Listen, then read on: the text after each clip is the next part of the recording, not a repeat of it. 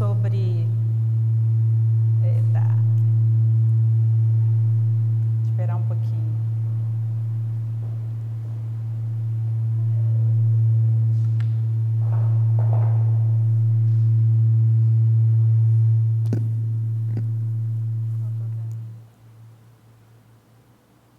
Agora sim. Boa noite a todos. Estamos de volta então com o nosso estudo sobre emoções, né? E hoje a gente vai estar falando sobre um assunto bastante importante, que é a ira. A gente vai estar falando sobre a ira. Mas antes de nós começarmos, eu queria que nós fizéssemos então uma oração. Amém? Pai, nós te damos graças, Senhor, por esse momento em que podemos estar estudando a Tua Palavra, falando sobre assuntos tão importantes, assuntos, Senhor, que dizem respeito à nossa vida, ao nosso dia a dia. Nós pedimos, Senhor Jesus, que toda a obstrução da nossa atenção, Senhor, tudo que vem para roubar a nossa atenção, tudo que vem para distrair, tudo que vem para obstruir o entendimento e para, de alguma forma, nos privar dos benefícios da Tua Palavra, que agora caia por terra em nome de Jesus, Pai. Abre bem os nossos olhos, abre bem os nossos ouvidos, quebranta o nosso coração, para que nós possamos usufruir, Senhor, desse benefício que há na Tua Palavra, de nos fazermos livres pelo poder do sacrifício de Jesus. Nós te agradecemos, Senhor, por esse momento e te pedimos o Teu auxílio. Sem Ti nós nada podemos fazer, Senhor. Abençoa-nos e derrama aqui do Teu Espírito, o Espírito da verdade que nos traz entendimento e que nos traz, Senhor, libertação. Nós te damos graças por tudo, em o nome de Jesus. Amém, Senhor. Amém. Não sei se é impressão minha, ainda está um zumbidinho. Espero que não impeça ninguém de entender o que vamos estar falando, amém? Então, abra comigo, por favor, a sua Bíblia na segunda carta de Paulo a Timóteo, no capítulo 3. Nós vamos estar lendo a partir do verso 1. Segunda carta de Paulo a Timóteo, 3, 1.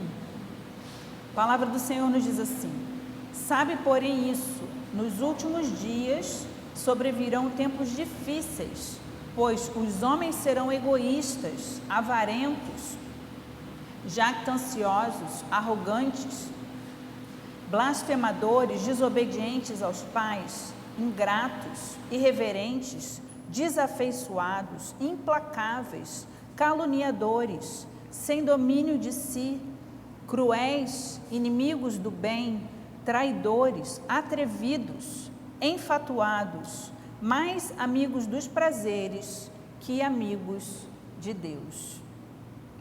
Creio que todos nós concordamos que, de fato, já estamos vivendo esses últimos dias e que, por conta disso, essas pessoas e essa forma de ser já permeia toda a nossa sociedade e, de diversas maneiras, influenciam o nosso dia a dia, permeia as famílias, permeia, né, o lugar onde a gente trabalha, o lugar onde a gente estuda, enfim, os lugares que nós frequentamos, de muitas maneiras, essa forma de agir e de pensar tem permeado a nossa sociedade. E é óbvio que, por essa razão, muitas vezes nós vamos nos sentir absurdamente desrespeitados, lesados, aviltados, suscitando em nós um sentimento de ira.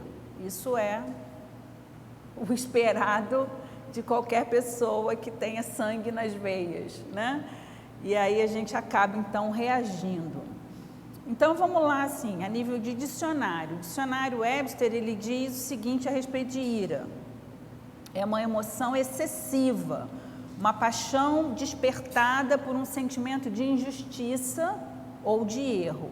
Essa injustiça, ela pode ser algo direcionado a mim mesmo ou pode ser algo que seja direcionada a alguma outra pessoa com quem eu me solidarizo ou, enfim, né, com quem eu me identifico. Uma outra definição de ira: intenso sentimento de ódio, de rancor, dirigido a uma ou mais pessoas, em razão de alguma ofensa, de algum insulto, ou seja, fúria, cólera e indignação. A gente falando sobre tudo isso, parece assim uma expressão, um sentimento extremamente feio e imediatamente a nossa ideia é de repúdio a isso, mas a gente vai entender melhor um pouco a respeito da ira, né? A ira, ela é um estado de extrema exaltação, de extrema agressividade, que faz com que o nosso corpo trabalhe no seu máximo, né? A gente está lá no máximo do esforço físico. Então, os níveis de adrenalina sobem, a tensão muscular sobe, o batimento cardíaco sobe, a respiração fica mais, né, agitada, mais acelerada. Então, tudo isso gera um estresse muito grande e, obviamente, sobrecarrega a nossa emoção, sobrecarrega o nosso corpo, sobrecarrega o nosso bem-estar, de alguma maneira nos faz mal, né? Agora, de onde é que vem então esse sentimento? Ela é um sentimento, é uma emoção reativa, ou seja, ela é uma reação que muitas vezes é decorrente do medo, uma reação ao medo, uma reação à frustração, uma reação à intolerância, uma reação à revolta e uma reação a sentimentos amargurados. É muito fácil a gente pensar na ira. Vamos pegar o exemplo de uma criança, para não dizer que a gente faz essas coisas, vamos pegar um exemplo de uma criança. Você pega a criança e ela está na loja de brinquedo e ela diz, ai, compra essa boneca. E você diz, não posso comprar essa boneca. Ai, compra, por favor. Não, eu não posso. E aí ela esperneia, ela, né, faz aquela manifestação de ira, de indignação em reação à sua frustração.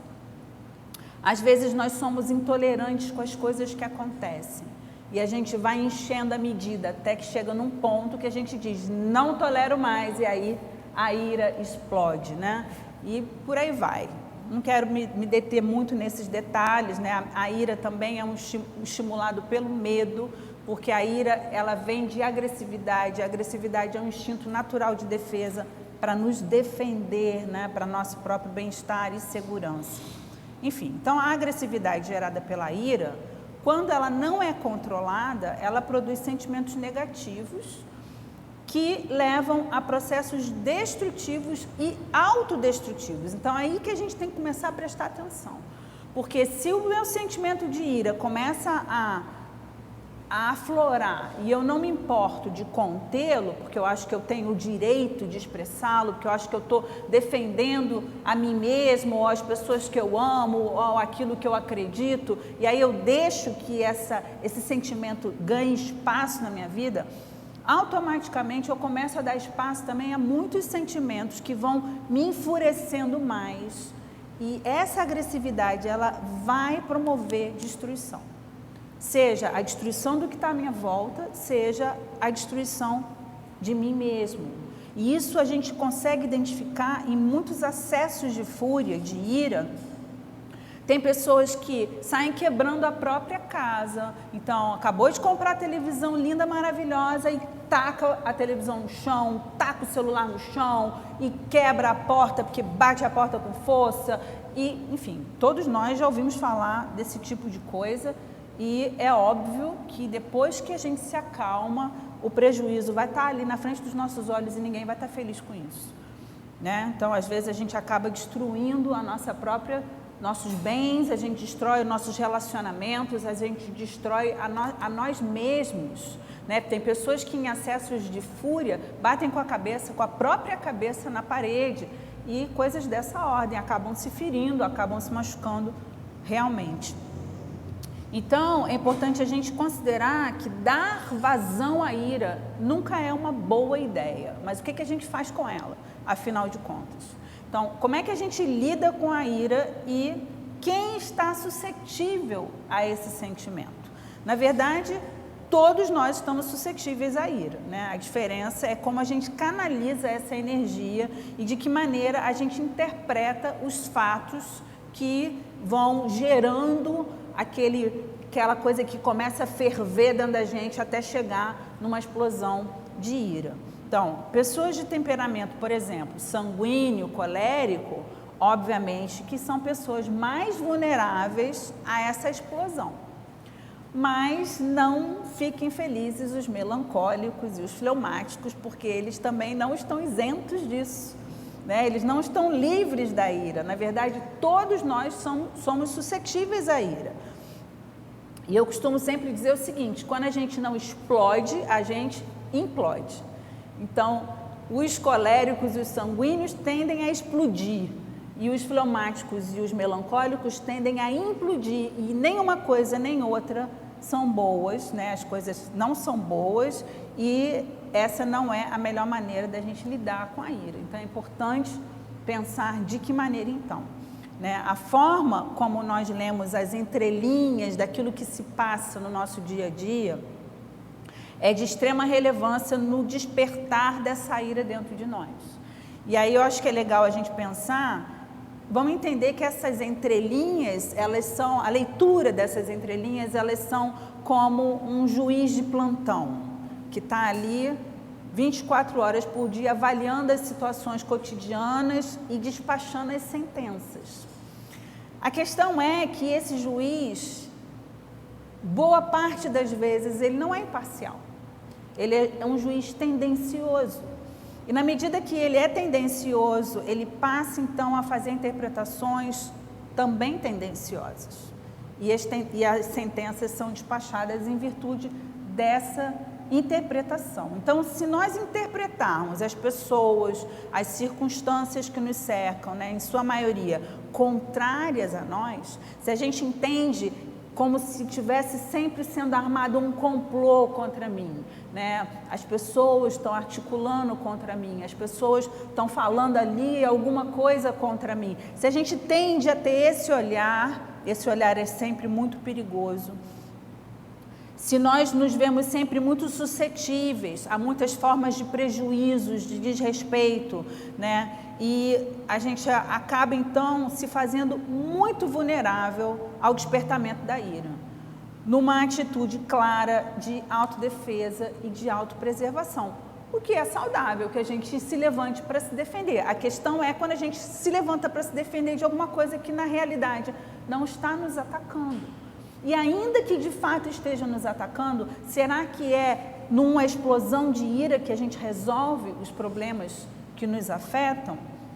Vamos pensar sobre isso. Então, quanto maior for essa agressividade armazenada em nós, maior será a nossa vulnerabilidade à ira. Então, a gente vai acumulando aquelas coisas que não vão sendo muito bem resolvidas. E é como se a gente fosse engolindo um fogo que vai ferver lá dentro e que vai botar essa panela para explodir. E é importante a gente ter essa consciência, porque muitas vezes nós somos tomados por uma reação muito forte de ira e, na verdade, isso tudo poderia ter sido evitado se a gente conseguisse administrar essa agressividade ou esse desagrado ou esse aviltamento de uma outra maneira, né? Então, enquanto a gente dá lugar a essas emoções e a própria ira como um agente de defesa, ou seja, não, eu vou tomar minha defesa, eu vou ter uma atitude, ninguém vai me tratar desse jeito. Então a gente começa a alimentar esse tipo de postura. Então, quanto mais a gente faz isso, mais a gente se torna refém dos danos que a ira promove. Então é importante a gente ver que a gente vai fazendo coisas que vão se tornando razão de outros sofrimentos que vão nos afetar e nos afetar muito negativamente. Ok. Então, a ira, ela acaba nessa situação se tornando sempre uma resposta que a gente aprende de alguma maneira a dar àqueles que nos ameaçam ou que nos desrespeitam. Então, muitas vezes a gente precisa gritar, a gente precisa se destemperar, a gente precisa explodir para que as pessoas compreendam que elas estão avançando de alguma forma o nosso território, elas estão invadindo aquilo que nos diz respeito, aquela nossa área de direito. Será que é sempre dessa forma que a gente precisa se defender? Eu gosto muito de uma analogia que é a seguinte: imagina que a nossa vida é a nossa própria casa, fosse uma casa, né? A nossa vida é uma casa. E aí eu posso proteger essa casa de muitas maneiras. Eu posso botar uma cerquinha de madeira, toda vazadinha, só aquela cerquinha, delimitando o espaço que diz respeito à minha casa.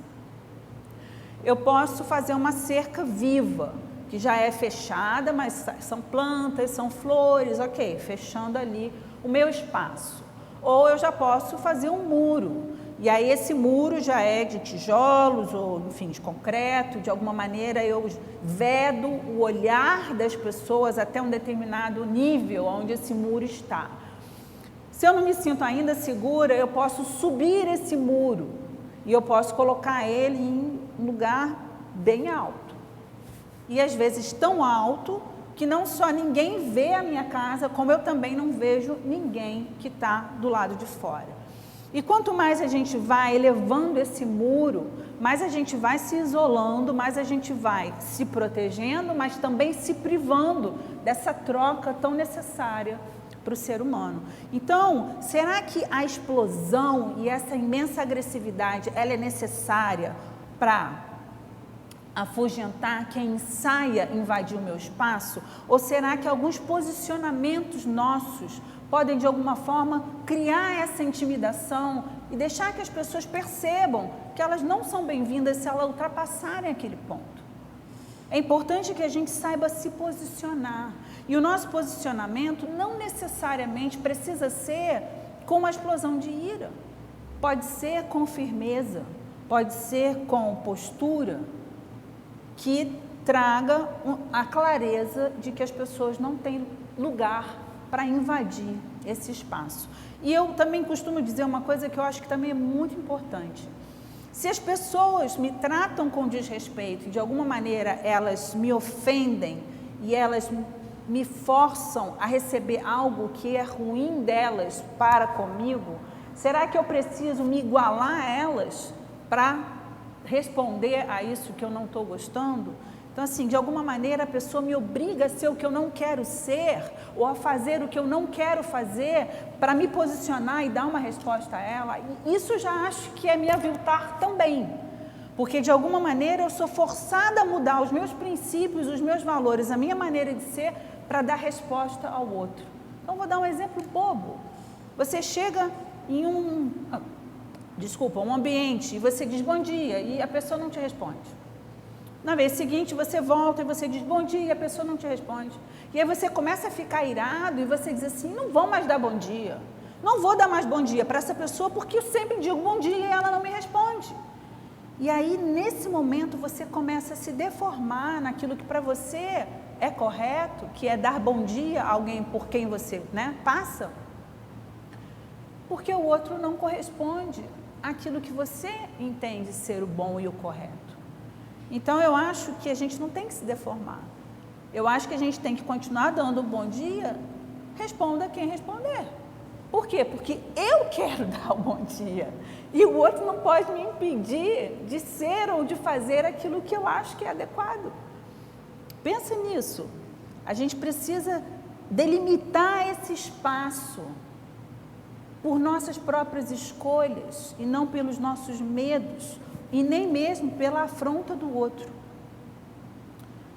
Então, voltando aqui nessa questão da ira, a gente aprende a dar essa resposta àqueles que nos ameaçam ou nos desrespeitam. Porém, não podemos deixar de levar em conta os prejuízos que a ira pode nos promover. E ela promove muitos problemas. Gente, interrompendo 2 segundos, dá para diminuir esse ar que eu estou quase batendo queixo? Literalmente. Está muito frio. Então, existem outras formas de nós defendermos os nossos direitos que podem ser aplicadas na maioria das situações das nossas vidas. E eu acho que é importante a gente descobrir essas formas. Então, vamos lá. O que a Bíblia diz a respeito de ira? Gente, a Bíblia tem mais de 300 versículos que falam com essa palavrinha ira. Não digo nenhum contexto que dá a entender que o assunto gira em torno de ira. Eu digo versículos que tem a palavra ira. Porque se for considerar, quando não tem a palavra, mas o contexto é ira, tem mais ainda. Né? Então tem mais de 300 versículos que contém essa palavra ira. Muitos desses versículos se referem à ira do próprio Deus. Opa, Deus se ira? Se Deus é santo, como é que Deus se ira? Então, será que a ira propriamente dita não é pecado? Vamos chegar lá. Então, muitos desses versículos dizem respeito da ira do próprio Deus, destinada àqueles que se rebelam contra ele. Então, essa ira, ela é resultado de quê? Ela é resultado de uma indignação justa. Então, a ira propriamente dita necessariamente é pecado? Não.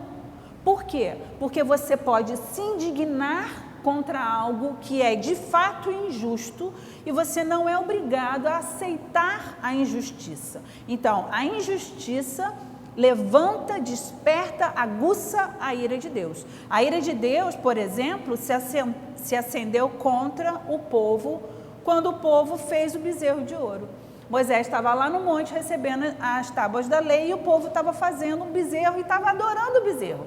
E aí Deus diz para Moisés: Moisés, para tudo, o povo já se desviou, eles estão lá adorando o bezerro de ouro, eu vou destruir essa gente. E a ira de Deus se acendeu. E aí Moisés fala: não, Senhor, não destrói eles, porque vão dizer que o Senhor tirou eles do Egito para depois destruir eles aqui no deserto. Senhor, pensa, não pode ser assim. Respira. Moisés não disse isso, mas assim, é quase como se fosse, né?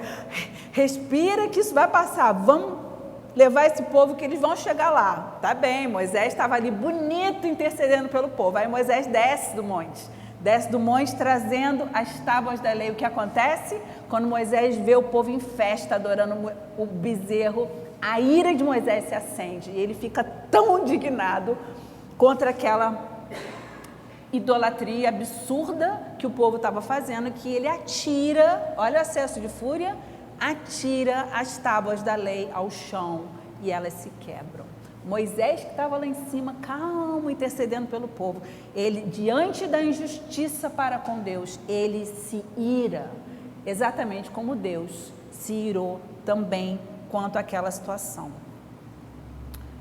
Também a Bíblia diz que acendeu-se a ira de Deus contra Balaão, porque Balaão decidiu sair para ajudar o rei dos Moabitas, Balaque, para amaldiçoar o povo de Israel. E Deus acendeu a sua ira contra Balaão. E aí eu não vou perder tempo contando essa história, porque senão a gente não chega onde a gente quer chegar.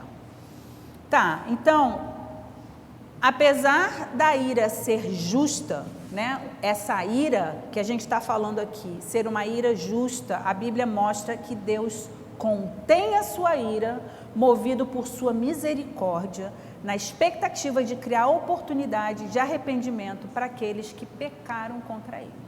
Então a gente começa a entender um caminho que a gente precisa copiar da forma de Deus agir quanto a esse sentimento.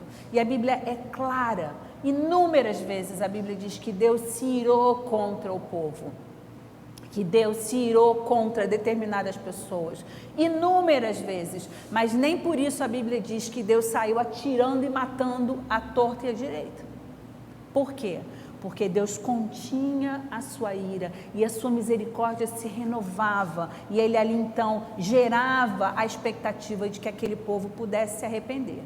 Lá no Salmo 145, 8, a palavra diz assim: benigno e misericordioso é o Senhor, tardio em irar-se e de grande clemência. Então vamos começar a entender, Deus é o nosso modelo, de que maneira nós vamos lidar com a nossa ira, da mesma maneira que o Senhor Deus lida com a sua própria ira, buscando ser tardio em irar-se e manifestarmos clemência e misericórdia. Tá, então Isaías 30, 18, a palavra de Deus diz assim: por isso o Senhor espera para ter misericórdia de vós, e se detém para se compadecer de vós, porque o Senhor é Deus de justiça. Bem-aventurados todos os que nele esperam. Então Ele espera para ter misericórdia de nós. E de fato é algo que nós precisamos exercitar na nossa vida. Acalmar o nosso coração, desviar o nosso furor e de alguma maneira trabalhar essa misericórdia e essa bondade de Deus. Então a ira justa, como a gente acabou de ver, ela não é pecado, né? E na verdade é bom e saudável que a gente se indigne contra a injustiça. É bom que nós tenhamos anseio pela justiça, porque é muito estranho que a gente veja a injustiça e que isso não nos afete. Então é importante que a gente realmente se sinta indignado contra a injustiça. Então, mas assim como Deus não peca na sua ira, a gente também precisa não dar lugar ao pecado quando nós estamos irados. E aí lá em Efésios 4, 26, 27, a palavra de Deus nos diz assim: irai-vos e não pequeis. Não se ponha o sol sobre a vossa ira, nem deis lugar ao diabo. Olha bem o contexto que a palavra de Deus cria quando ele fala sobre a ira. Irai-vos, você tem o direito de se irar, de se indignar contra a injustiça, mas não deis lugar ao pecado, não deis lugar a que essa ira fique ruminando dentro de você e passe a noite e venha o dia, e passe a noite e venha o dia, e isso continue ali fermentando dentro de você, para que você não faça o quê? Para que você não dê lugar ao diabo. Tiago 1, 19 e 20, a palavra de Deus diz assim: sabeis essas coisas, meus amados irmãos, todo homem, pois, seja pronto para ouvir, tardio para falar, tardio para se irar, porque a ira do homem não produz a justiça de Deus. E nós temos uma tendência de acreditar que a gente precisa se enfurecer para que a justiça de Deus se manifeste ali naquela situação. Salmo 4:4, irai-vos e não pequeis, consultai no travesseiro o coração e sossegai. Esses versículos, eles trazem ensinamentos muito preciosos, e eu quero destrinchar um pouco isso, porque eu acho que é muito importante a gente refletir a respeito desses ensinamentos. Então vamos lá, a primeira coisa que a gente viu, irai-vos e não pequeis. Então, se nos sentimos indignados, enfurecidos, porque algo ou alguém faz alguma coisa que a gente acha injusto e a gente reage no intuito de corrigir a injustiça, promovendo mais injustiça, nós nos fazemos loucos. Concorda comigo? Se eu perco a minha cabeça porque eu estou sendo injustiçado ou eu vejo alguma espécie de injustiça, na verdade eu vou dar lugar à minha carne que vai promover mais injustiça. Então, perdemos completamente o foco de todas as coisas, né, que despertaram a nossa ira, que era a injustiça. Então, a injustiça, de fato, ela é pecado. Então, é importante que a gente tenha esse cuidado, para que, em nome da defesa da justiça, nós não venhamos a promover maiores injustiças. Pense nisso. Outra coisa que nós vimos, não deis lugar ao diabo. Então, se para combatermos a injustiça, abrirmos porta para o maligno, nos faremos alvo de maiores injustiças. Por quê? Porque a Bíblia fala que o diabo é o ladrão. E ele veio roubar, matar e destruir. Se a gente abre porta para isso, ou seja, eu perco a minha cabeça, eu deixo que a fúria tome conta, e aí eu explodo e saio falando tudo que me vem à cabeça. Com toda certeza eu vou ofender, eu vou falar coisas que eu não devo, eu vou humilhar, eu vou magoar, eu vou ferir e talvez julgar e julgar muito mal, e nisso tudo eu já estou sendo injusta. E aí, em nome da justiça, eu promovo mais injustiça. E no final das contas, sabe o que acontece? O diabo bate palma. Ele bate palma porque ele diz: isso mesmo. Fica bem irado, defende mesmo, briga, divide, quebra relacionamentos, porque é assim que acontece, né? Então, nisso, ele bate palma, porque é exatamente o que ele quer que aconteça. Pulamos aqui no meio daquele versículo essa frase: não se ponha o sol sobre a vossa ira. A ira não acalmada, ela se transforma em rancor e em mágoa. Então, quando a Bíblia fala, não se ponha o sol sobre a vossa ira, ela está dizendo, não deixa que isso fique fermentando dentro de você, de um dia para o outro, de um dia para o outro, de um dia para o outro, às vezes ao longo de anos, às vezes ao longo de uma vida. E aí você vai lembrar de pessoas, talvez você mesmo sofra dessa questão, em que você lembra de coisas que te fizeram lá não sei que dia, que ano, que hora, e você sabe isso bem registrado. Porque tal dia, tal hora, você me disse isso, você fez aquilo, você me ofendeu, você me magoou.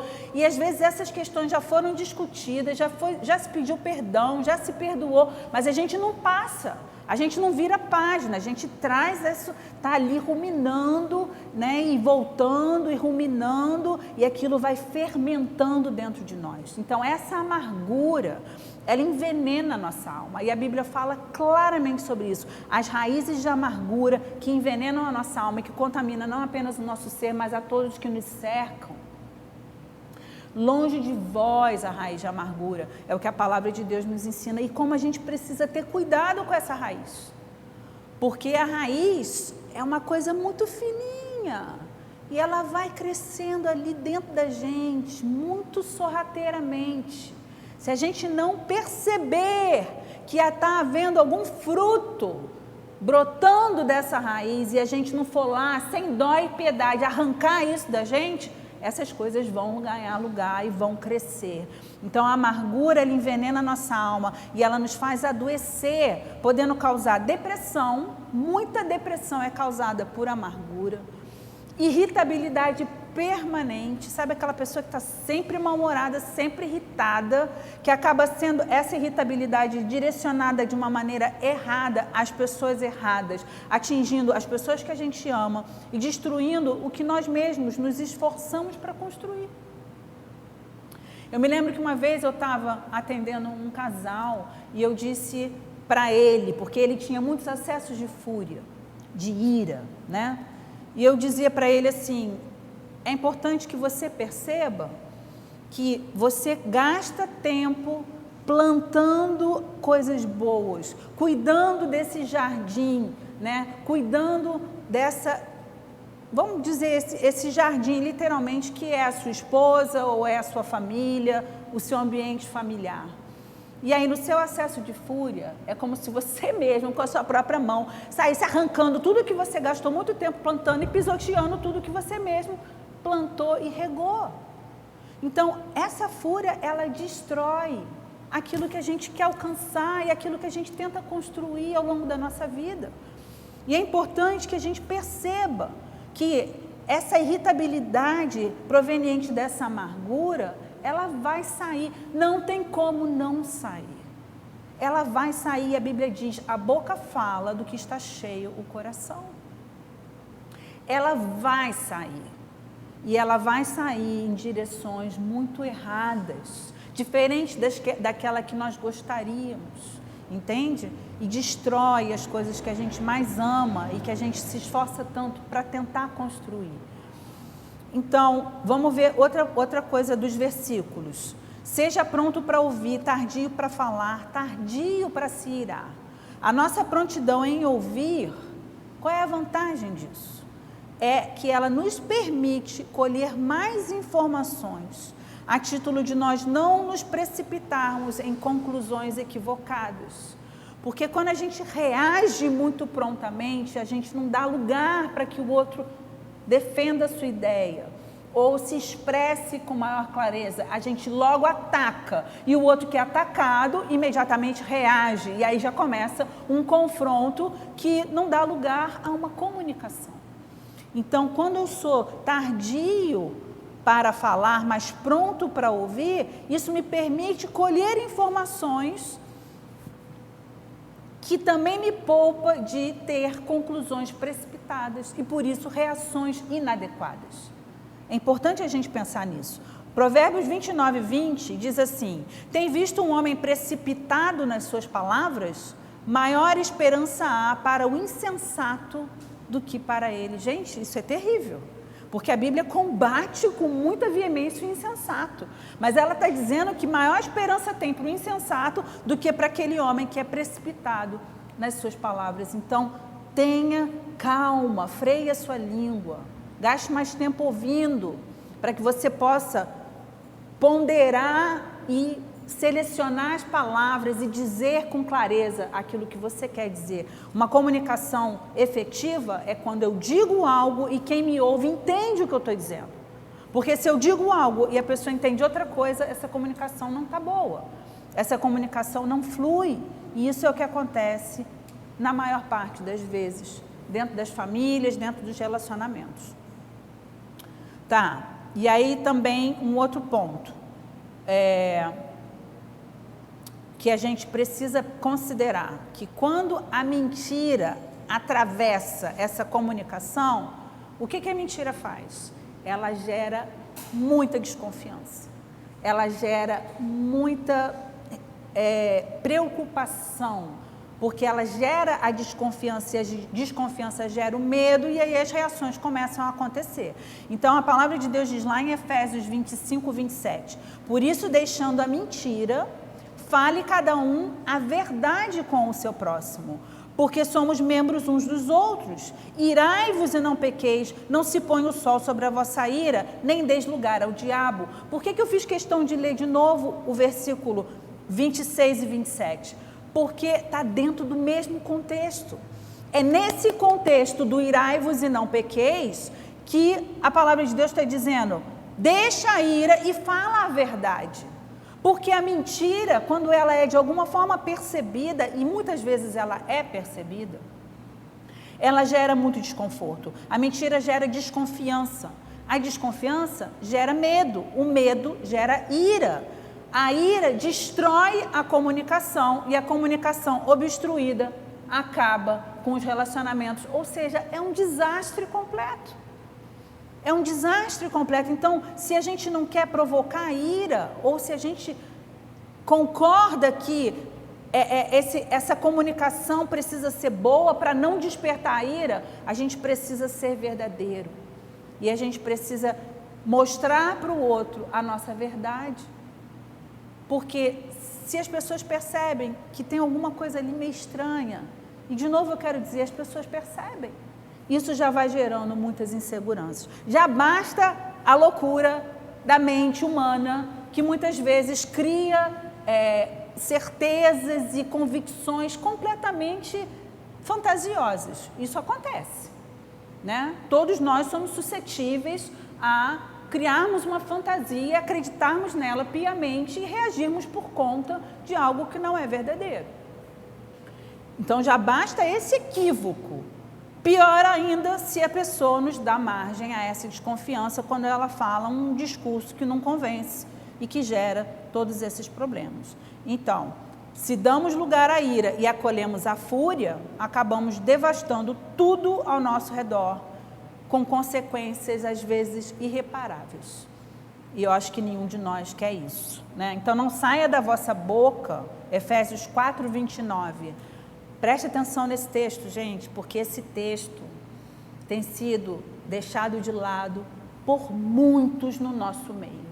Eu não digo nem lá pelo mundo lá fora, eu estou dizendo por nós cristãos. Muitos cristãos têm deixado esse texto de lado. E olha o que a palavra de Deus diz, Efésios 4, 29. Não saia da vossa boca nenhuma palavra torpe. O que são as palavras torpes? São os palavrões que no meio da nossa ira e da nossa fúria começam a pipocar com liberdade, sem freio, ofendendo aqueles que nos ouvem. E sim, saia da vossa boca uma palavra unicamente boa para a edificação, conforme a necessidade, e assim transmita graça aos que ouvem. E não entristeçais o Espírito de Deus, porque quando a gente começa a perder a cabeça e a falar tudo que vem na cabeça sem filtro, a gente começa a entristecer não apenas o outro a quem a gente está ofendendo, mas entristecer ao Espírito de Deus, que habita em nós, no qual fostes selados para o dia da redenção. Longe de vós toda a amargura, a cólera, a ira, a gritaria. Quantos lares cristãos têm tido como prática gritaria dentro de casa? Eu já escutei pessoas dizendo isso. Ah, mas isso é normal, a gente fica nervoso e grita. Não, isso não é legal. Tudo bem que às vezes a gente possa até elevar o tom da voz, mas é importante que a gente tente conter isso. Porque se todo mundo resolve gritar, vira um pandemônio, ninguém se entende e a gente então vai inflamando a nossa ira e isso só destrói. Então, de novo, longe de vós toda a amargura, cólera, ira, gritaria, blasfêmias e bem assim toda a malícia. Meus irmãos, vamos concordar, se eu me deixo dominar pela ira e pela fúria que se ferve dentro de mim, pode ter certeza que vai chegar uma hora que eu não vou ter outra intenção senão te ofender de verdade. E é assim que funciona. A gente começa a ficar tão irado que o objetivo passa a ser destruir o outro. E aí depois a gente para refletir no que disse, e aí vem um arrependimento, mas já dissemos. O estrago já foi feito.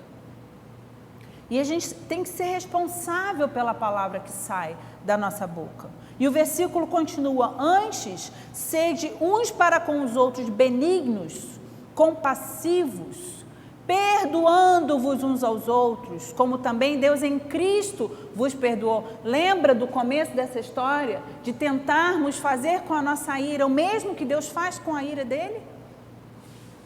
Revertermos essa ira em misericórdia, em perdão, digerindo aquilo tudo ou depositando aos pés do Senhor para não deixar que aquilo fique ali ruminando dentro da gente. Isso é muito importante. Continuando então a análise dos versículos, nós lemos, ainda dentro desse contexto, precisamos criar bons hábitos e nos desfazermos daqueles que nos são prejudiciais. Tudo isso acaba sendo hábito. Eu vou dizer para vocês, quando eu era adolescente, na hora em que eu me enfurecia, eu tinha um péssimo hábito de bater porta. Era a forma que eu tinha de mostrar a minha indignação.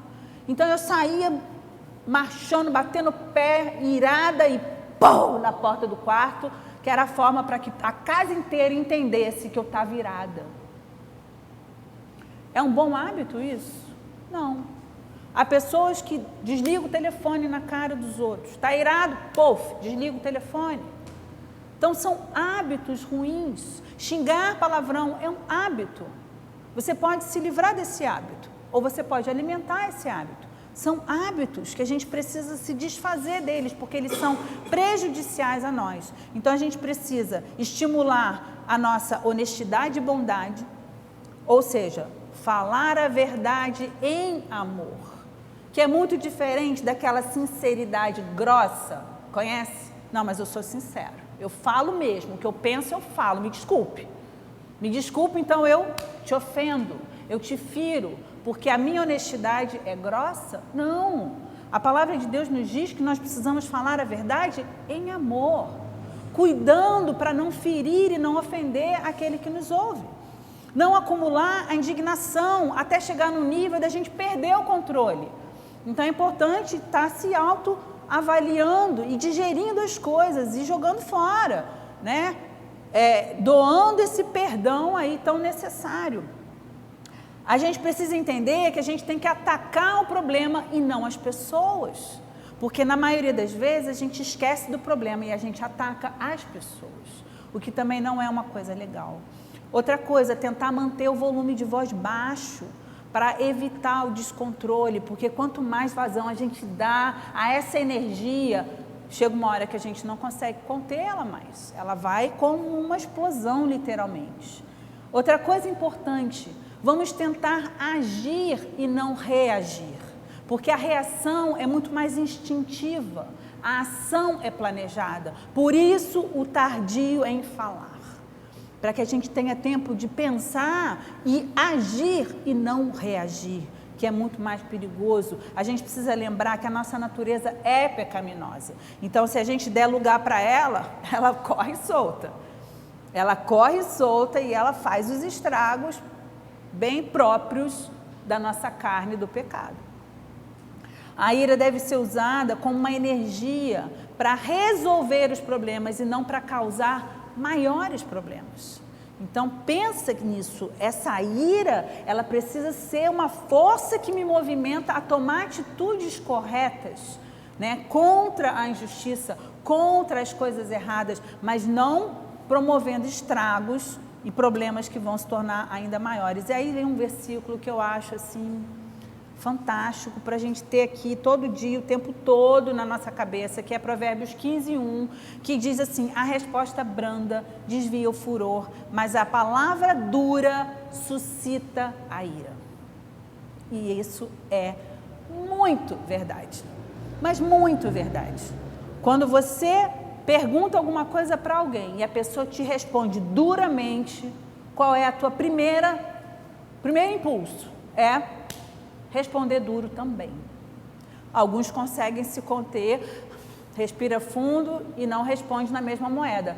Mas o que a palavra de Deus diz é isso: a resposta branda desvia o furor. Você quer quebrar uma pessoa que vem para você com tudo? Responde a ela brandamente. É impressionante o efeito que isso promove. A pessoa fica quebrada, ela fica desconjuntada. E não entenda que isso é um sinal de fraqueza, porque as pessoas têm dificuldade de responder com brandura, porque elas acham que se elas falarem com brandura, isso parece que elas estão intimidadas, parece que elas estão com medo, por isso que elas estão mansinhas. Não! A resposta branda é sinal de força, é sinal de que eu consigo conter os meus impulsos e responder dentro de um domínio próprio adequado. Ela não é sinal de fraqueza, ela é sinal de força, de autocontrole, de que você contém a sua reação mais natural e instintiva. Vamos continuar então na análise dos versículos. 5º ponto, porque a ira do homem não produz a justiça de Deus. Nós tínhamos lido isso lá atrás. E como que é importante a gente lembrar disso, porque na maioria das vezes a gente acha que sim, a nossa indignação vai gerar o movimento de Deus a nosso favor. Não, meus irmãos, não é isso que a Bíblia diz. A Bíblia diz o seguinte: se você tem a sua causa, entrega ela nas mãos do Senhor, para que Deus julgue a sua causa. Agora, se você se levantar para julgar a sua causa, Deus vai dizer: você já está se defendendo, então se defenda, eu não vou te defender. E a pergunta é: nós queremos nos defender ou nós queremos que Deus nos defenda? Se nós queremos que Deus nos defenda, então é preciso que a gente entregue essa defesa a Ele e não que a gente se levante em nossa própria defesa. Então, se nós quisermos justiça, devemos buscá-la no justo juiz, que é o Senhor Deus, o juiz reto e soberano. E lá na carta de Paulo aos Romanos, no capítulo 12, verso 19, a partir do 19, a palavra de Deus nos diz assim: não vos vingueis a vós mesmos, amados, mas dai lugar à ira, porque está escrito: a mim me pertence a vingança, eu é que retribuirei, diz o Senhor.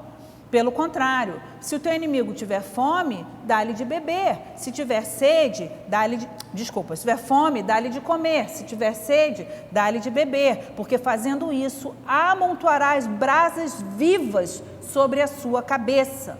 Não te deixes vencer do mal, mas vence o mal com o bem.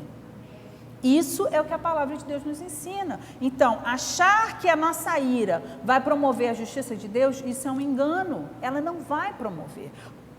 O que promove a justiça de Deus é nós entregarmos a Ele a nossa defesa. Deus imediatamente se levantará na nossa defesa. Ah, mas eu não vi nada acontecer. Você não viu, mas Ele já está agindo. Nem sempre a gente vai ver o que a gente gostaria de ver, porque às vezes a gente entende que a nossa defesa é dar um cascudão na cabeça de quem nos feriu, e não necessariamente é isso que Deus vai fazer. Então deixa que Deus faça do jeito que Ele entende ser a verdadeira justiça, e não da forma que a gente gostaria que Ele fizesse. Entende? Isso também é uma coisa importante. Quando nós damos lugar à ira pelo anseio da justiça, nós acabamos por multiplicar o ódio e nos direcionamos à vingança. E a gente tem que entender que a ira solta nos leva à vingança. E a vingança, como a gente acabou de ler aqui, pertence ao Senhor, não a nós. Então a gente vê lá que quando Diná foi violentada, e aí o homem que a violentou, que era Siquém, se apaixonou por ela, e aí quis casar com ela, e aí foi lá com o pai dele, que era o rei lá dos... esqueci o nome do povo. Enfim, era o povo da terra de Siquém. Foi lá pedir a mão dela, tal, aí eles... Tá bom, olha só, a gente vai conceder que você se case com ela, mas para isso vocês vão ter que entrar dentro da nossa maneira de ser. A nossa maneira de ser todo homem tem que ser circuncidado para estar em aliança com Deus. E aquele povo, esse homem, né, o Siquém e o pai dele, Amor, por amor a Diná, que era filha de Levi, filha de Jacó, eles concordaram e o rei deu ordem a que todos os homens fossem circuncidados. Imagina isso. E aí, quando eles estavam no terceiro dia após a circuncisão, que era o dia de maior sofrimento, de maior dor, veio Levi e Simeão, filhos de Jacó, desembanharam as suas espadas e saíram matando a todos, inclusive a Siquém e ao seu pai, que era o rei Amor. Ou seja, a violência deles se expressou em vingança. E a violência deles prejudicou a bênção que eles teriam da parte de Jacó. E olha bem o que a Bíblia diz, isso me impressiona muito e é importante a gente temer essas coisas. Gênesis 49, 5 a 7 diz assim: Simeão e Levi, isso quando Jacó estava prestes a morrer e ele começou a abençoar seus filhos. E aquela bênção foi uma bênção muito profética, que ele foi sendo usado por Deus ali para falar a cada um dos seus filhos. E aí ele diz essas palavras para Simeão e Levi: Simeão e Levi são irmãos, as suas espadas são instrumentos de violência. No seu conselho não entra a minha alma, ou seja, eu não compactuo com aquilo que eles pensam, com aquilo que eles entendem ser o correto. E aí ele diz: com o seu agrupamento, a minha glória não se ajunta, ou não se ajunte. Ou seja, eu não quero fazer parte disso, eu não concordo com isso, porque no seu furor mataram homens, e na sua vontade perversa já retaram touros. Maldito seja o seu furor, pois era forte, e a sua ira, pois era dura. Dividi-los-ei em Jacó, e os espalharei em Israel. Gente, quando eu li isso a primeira vez, isso me impactou. Porque essa bênção aqui aconteceu muito tempo depois desse evento. E eles já tinham lá acertado, errado, colocado a vida deles ali, andando, né, o dia a dia deles. Lá na morte de Jacó, ele foi proferir a bênção e olha bem como as coisas voltam. Então assim, como é importante que a gente não dê lugar à vingança. Isso não procede de Deus, a vingança pertence a Ele e nós não temos que alimentar esse sentimento nos nossos corações. É precioso saber que Deus de fato está no controle de todas as coisas. Quando nós somos aviltados, a gente precisa lembrar que Ele é o nosso justo juiz e que Ele é aquele que se levanta em nossa defesa. Aqui em Gênesis 50, 20 diz: vós na verdade intentastes o mal contra mim, porém Deus o tornou em bem, para fazer como vedes agora, que se conserve muita gente em vida. Esse é o versículo clássico, áureo, lá de José, dizendo aos seus irmãos: vocês intentaram mal, mas Deus reverteu tudo isso em bem. E eu agora estou aqui no lugar que eu tenho que estar, para conservar a vida e conservar o nosso povo.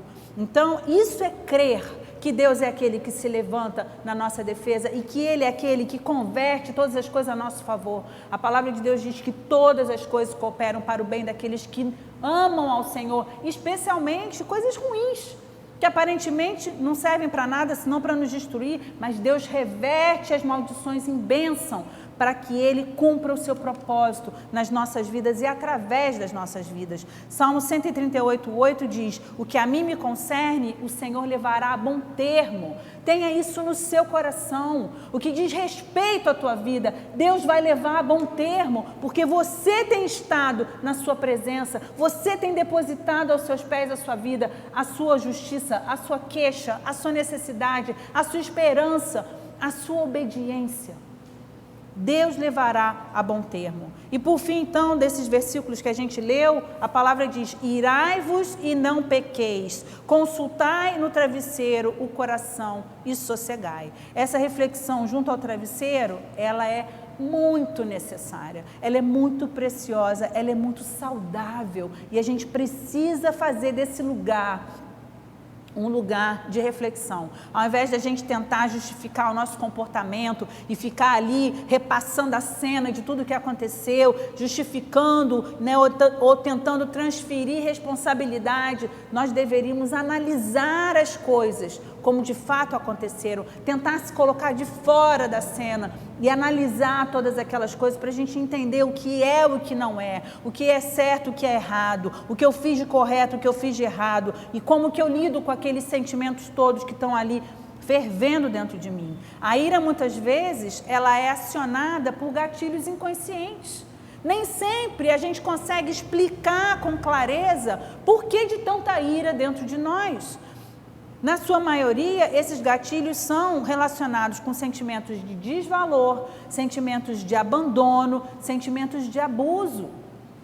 Quando essas coisas estão ali dentro de nós, mal resolvidas, a gente precisa ter cuidado para que esses gatilhos não sejam acionados e a gente comece a ter acessos de ira por conta de coisas que nem sempre a gente consegue explicar muito bem. E o outro, então, entende menos ainda. Esses sentimentos, eles geram muita insegurança. Óbvio, se eu me sinto abandonado, desvalorizado ou abusado, de alguma maneira eu estou inseguro. Eu me sinto vulnerável contra coisas que vêm contra a minha vida. E essa insegurança, ela aciona o meu medo. E uma vez acionado o medo, desperta em mim os instintos de defesa e de autopreservação naturais. E que vão, então, explodir em defesa própria. Então, a consequência natural de tudo isso é a agressividade que se expressa por meio dessa ira, por meio dessa explosão. Então, o que é importante a gente fazer? Então, lá no nosso travesseiro, ou na terapia, né? Ou numa reflexão, conversando com amigos da sua confiança, pessoas que você compreenda que são, né, razoáveis e boas para tentar entender as coisas e te ajuda a entender as coisas melhor. Nesse lugar, você vai tentar sondar o teu coração. Sonda o teu coração. É muito importante que, uma vez identificado, a gente precise se livrar do ódio, porque o ódio é um sentimento de destruição, de autodestruição e de destruição do que está fora de mim também. Eu preciso me livrar do ódio, eu preciso me livrar da ira, eu preciso me livrar do rancor. Nós já falamos sobre isso antes. Outra coisa que é importante a gente pensar a respeito do nosso orgulho, porque o nosso orgulho nos priva do que realmente a gente quer ser e alcançar. E aí, por muitas vezes, a gente reage em virtude do orgulho, e esse orgulho não me deixa fazer o que eu até gostaria de fazer, né? Às vezes me retratar, às vezes me reconciliar, às vezes dizer, vamos tentar de novo, né? A gente não se dobra. Então, nosso orgulho também passa a ser uma obstrução para tudo isso. Nós precisamos buscar sensatez e sabedoria para a gente discernir as coisas e entender qual é a maneira de lidarmos com todas essas emoções que fervilham muitas vezes dentro da gente, entregarmos a nossa justiça a Deus e renovarmos o nosso coração em amor, porque quando a gente fica com um amor esfriado, o que começa a acontecer? Começa a obstruir o caminho das águas do rio de Deus que passam por nós. Essas águas, elas não só nos lavam, elas vão e fluem por nosso meio, Uma vez obstruídas, elas deixam de nos lavar e elas deixam de atingir o curso que ela deveria atingir na vida das demais pessoas ao meu redor. Então é preciso que eu renove o meu coração no amor de Deus para que esse caminho seja desobstruído para o meu próprio bem e para o bem daqueles que me cercam. Provérbios 28:13, a palavra de Deus diz assim: o que encobre as transgressões jamais prosperará, mas o que as confessa e deixa alcançará misericórdia. O que é confessar as transgressões? É a gente se dar conta de tudo isso e muitas vezes até se retratar, pedir perdão. Mas se eu não consigo, admitir os meus próprios erros no meio daquela explosão, no meio daquelas emoções todas, eu não vou conseguir corrigir nada do que se passa dentro de mim. E isso é um imenso prejuízo. Então, não podemos nos esconder por trás da nossa forma de ser, o que é também um grande problema. Eu sou assim mesmo. Me ame quem quiser, eu sou desse jeito. Não, nós não temos que ser errados para sempre. Se algo a gente faz porque nós somos assim, por que não buscar mudança? Não é? A gente gosta tanto de mudar o cabelo, mudar a velhice para que a gente se torne jovem novamente, mudar tantas coisas, mudar a roupa, por que não também mudar a nossa forma de ser, que é o principal de todas as coisas, não é? Mudar quem nós somos. Ajustar um temperamento, na verdade, é construir novos hábitos. O fato de nós sermos coléricos, melancólicos, fleumáticos ou sanguíneos não justifica os nossos erros. Justifica, sim, que nós somos dados a determinadas coisas, temos mais facilidade em fazermos algumas coisas, mas não justifica erros. Então, vamos criar os novos hábitos com o esforço próprio, e com o auxílio do Espírito Santo de Deus, tão fundamental para tudo isso. Precisamos lembrar que uma das manifestações do fruto do Espírito Santo é o domínio próprio. E a gente não pode deixar esse domínio próprio de lado, dando vazão a quem nós somos, porque somos assim mesmo, doa a quem doer. Então, lá em Efésios 4:15, a palavra de Deus diz: mas seguindo a verdade em amor, cresçamos em tudo naquele que é o cabeça, Cristo. O Senhor nos chama a nos assemelharmos a Ele. Esse é o nosso alvo. Eu não tenho que ser quem eu sou, eu tenho que ser quem Cristo é. E tudo que está em mim, que é diferente do que Cristo é, precisa ser mudado. E vamos trabalhar para isso, e vamos nos esforçar para isso. É muito importante a gente entender que aquele que se deixa dominar pela ira vai ser muito prejudicado por ela. E também vai prejudicar a muitos. E eu acho que nenhum de nós em sã consciência quer isso.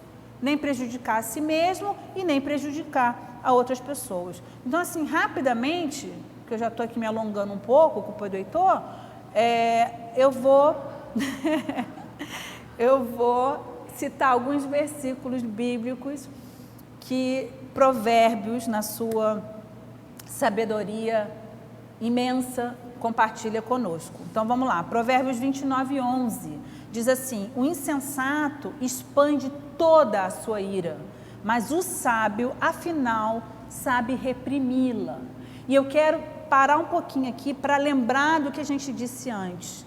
Esse versículo, reprimi-la, não é no sentido de você sufocar essa ira dentro de você e deixar ela retida ali, fervilhando dentro de você. Isso não vai prestar. O reprimi-la é não dar vazão a ela no sentido do domínio próprio. Mas uma vez que você se domina e não dá vazão à sua ira, depois vá tratar dela. Não deixa ela ali, guardadinha, fervendo, porque vai explodir igual a panela de pressão. Então, é preciso que a gente dê o tratamento certo a ela. Provérbios 14:17 diz assim: o que presto se ira faz loucuras.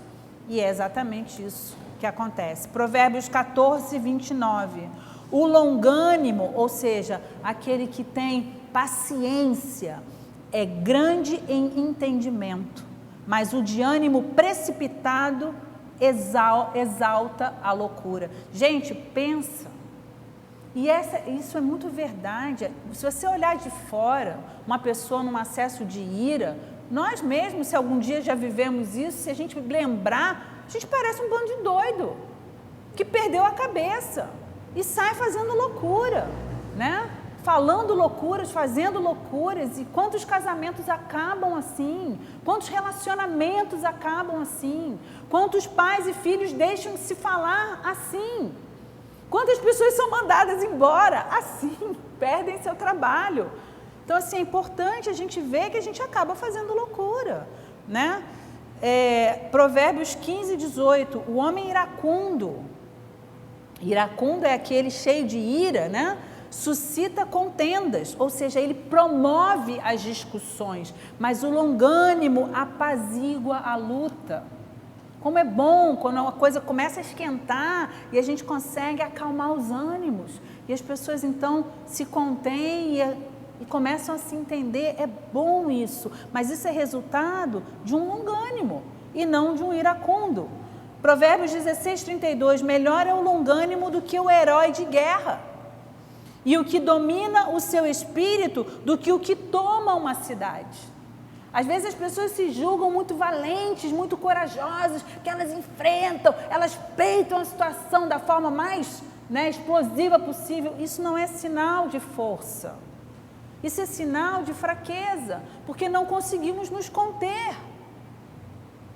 E eu quero de novo reforçar, conter não é engolir e ficar fervendo por dentro, se destruindo, implodindo, mas é evitar a explosão que promove uma destruição ao nosso redor. Provérbios 19, 11, a discrição do homem o torna longânimo e a sua glória é perdoar as injúrias. Eu achei esse versículo lindo, vou ler de novo. A discrição do homem o torna longânimo. Ser discreto, não sair desnudando as coisas, desnudando aqueles que nos irritaram, porque a gente sabe fazer isso bem feito. Só que a Bíblia diz que isso é abominável diante de Deus, o que semeia discórdia entre irmãos. Por quê? Porque eu vou pegar o meu irmão para se colocar do meu lado contra outra pessoa que me ofendeu. E isso é muito ruim aos olhos de Deus. Então essa discrição de você não sair compartilhando as coisas que fizeram contra você de uma forma a contaminar outros corações, torna esse homem longânimo, paciente, e a sua glória é perdoar as injúrias. Muito lindo isso. Isso sim é uma ira resolvida, quando a gente perdoa as injúrias. Provérbios 19, homem de grande ira tem de sofrer o dano, porque se tu o livrares, virás ainda a fazê-lo de novo. Então, o homem de grande ira vai tomar na cabeça e Deus vai deixar. Por quê? Porque dessa forma que ele vai aprender que essa não é a maneira certa de se fazer as coisas. Então, vamos nos livrar disso, nos poupar desse dano, não é? Provérbios 22, 24, 25, a palavra de Deus diz: não te associes com o iracundo, nem andes com o homem colérico, para que não aprendas as suas veredas e assim enlaces a tua alma. Ou seja, para que você não comece a praticar as coisas que ele pratica, para que ele não te contamine com essa forma de ser, sendo iracundo e sendo colérico. Provérbios 29, 22, o iracundo levanta contendas e o furioso multiplica as transgressões. Dessa forma, nós fazemos maiores injustiças quando tentamos defender a justiça. E isso nos faz reprováveis diante de Deus. Então, a transformação da nossa forma de lidar com as situações difíceis, ela é fundamental. Como trabalhar o sentimento de ira? De novo eu quero dizer, o sentimento de ira por si só não é pecado. Pecado é o que a gente faz a partir da ira. Se damos lugar ao pecado, se damos lugar ao diabo, se damos lugar à nossa carne, aí sim a gente começa a entrar por esse caminho de pecado. E aí então, para a gente encerrar, eu queria ler aqui Efésios 2, a partir do verso 4, diz assim: mas Deus, sendo rico em misericórdia, por causa do grande amor com que nos amou, rico em misericórdia, e estando nós mortos nos nossos delitos, nos deu vida juntamente com Cristo. Pela graça sois salvos.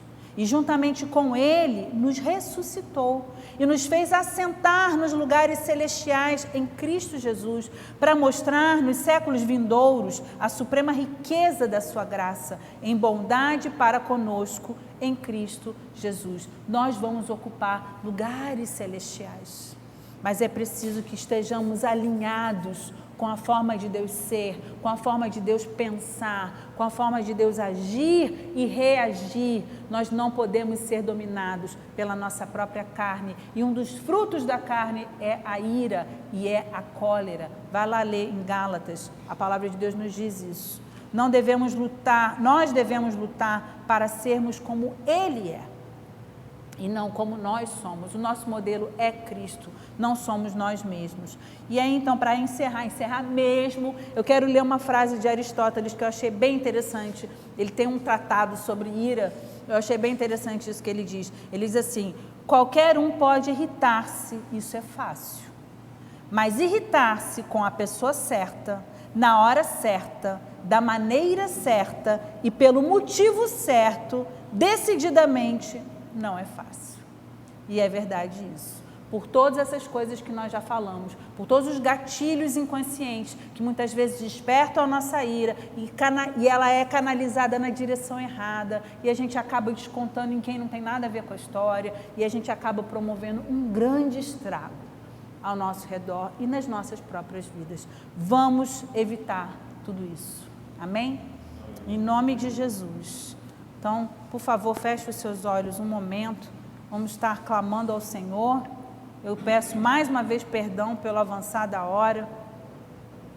Pai querido, nós nos colocamos diante de Ti. E como não poderíamos deixar de fazer, apresentamos a nossa forma de ser diante de Ti. Apresentamos, Senhor, o nosso coração no Teu altar. Os nossos olhos que direcionam a nossa forma de ver as coisas e todas as emoções que permeiam a nossa vida em função de toda a nossa história, de tudo que já vivemos, que já sofremos, que já passamos. Então, em virtude de tudo isso, Senhor, muitas vezes nós nos vemos dominados de ira e de indignação, mas nós não queremos deixar que essas coisas nos destruam, Senhor. E não queremos também deixar que essas coisas destruam aqueles que nós amamos e aquilo que está ao nosso redor. Nós queremos Te pedir ajuda. Ajuda-nos, Senhor. Ajuda-nos. Somos fracos, somos débeis, somos frágeis. Tantas vezes, Senhor, profundamente feridos. E em função dessas feridas ainda tão vivas dentro de nós, nós reagimos exatamente como um animal ferido, que afugenta tudo que está à sua volta, com medo de ser ainda mais ferido, porque ele se sente vulnerável. E nós somos assim, Pai, como aquele urso com um espinho ferindo a sua pata, que quando alguém tenta se aproximar para tirar aquele espinho, ele sai dando patada, Senhor, em quem dele se aproxima. Não queremos agir assim, Pai. Por isso nos chegamos a Ti, porque não temos medo de Ti. O Senhor não nos assusta. E se há alguém que tenha medo de Ti, que tenha medo que Tu faças algo que os faça sofrer muito, eu te peço, Senhor, ajuda essa pessoa agora, para que cada um possa compreender a grandeza do Teu amor por nós.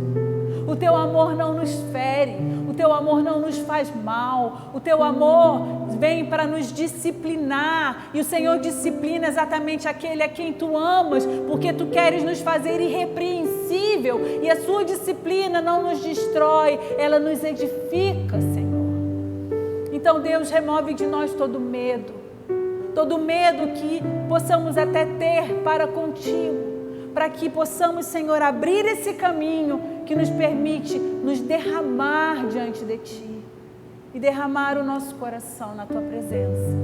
E junto contigo, junto com o Teu Espírito, conseguirmos, Senhor, separar todas aquelas coisas que estão nos intoxicando, todas aquelas coisas que estão nos amargurando, nos envenenando, Senhor, e começarmos a liberar perdão, começarmos a lançar no mar do esquecimento tantas coisas que já nos sucederam e que nos fizeram tão mal, Pai.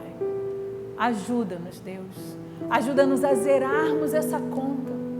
Ajuda-nos a virarmos essa página. Ajuda-nos a vivermos de fato o raiar de um novo dia, em que a Tua palavra diz, à noite pode vir o choro, mas a alegria vem pela manhã. É um novo dia, Senhor, em que o Senhor muda a nossa sorte, em que o Senhor cria caminho onde não há, em que o Senhor transforma a nossa realidade, e que o Senhor traz o que nós tanto sonhamos e muitas vezes até já deixamos de lado, porque não acreditamos que algum dia possamos alcançar. Abençoa-nos, Pai.